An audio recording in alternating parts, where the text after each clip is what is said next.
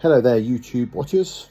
It's been a few days or nearly a week since I last put a post out, so I'm going to do one tonight about two things. First one, you might recall last week I was going to give you what I thought was the meaning of life and the reason around that. And second one is I'm going to give you one of my theories, my own theories.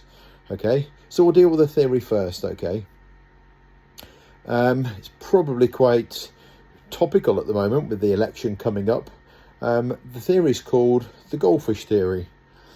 So how can I put this?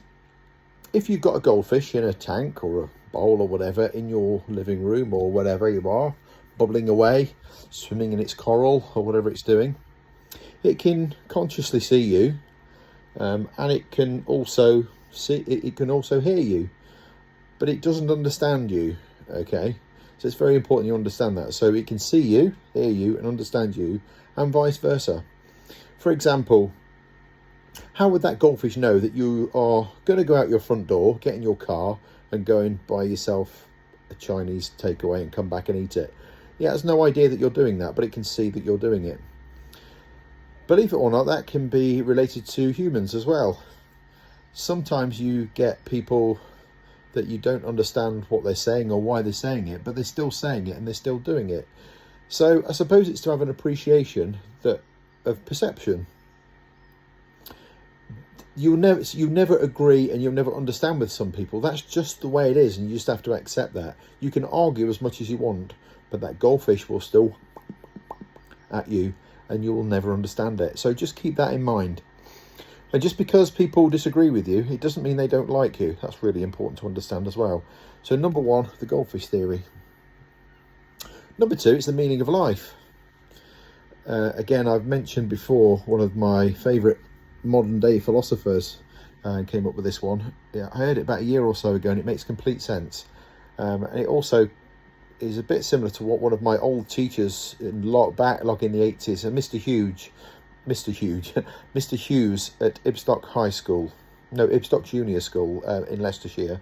He said something at the end of assembly every day. He's looked at us all and said, make sure today is not a wasted day. And that really resonates with me every single day. And I've made sure, so ever since I've heard that I don't waste any time. It gets exhausting sometimes, but I don't waste any time. And this comes to the second part, is what Jimmy Carr said. He said, enjoy the passage of time. There's nothing else. And after you think about that one, there is nothing else. We're here. We live for a very short space of time, really. Some less than others, some more than others, but not very long, really, in the scheme of things. And then you die. And that's it. So you've just got to enjoy the time while you're here. And more importantly, be kind to other people. Loads of people say that they're kind, and you see it on the socials and things, but they're not actually kind. They're just in it for themselves.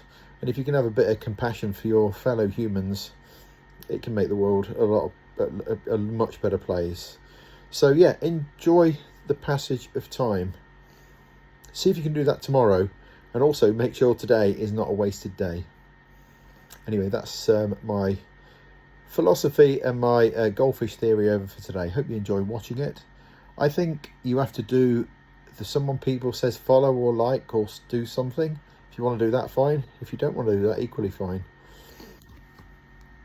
Enjoy the passage of time, folks, and make sure this evening is not a wasted evening. And I'll speak to you soon. Thank you, YouTuber Cooper followers, and out.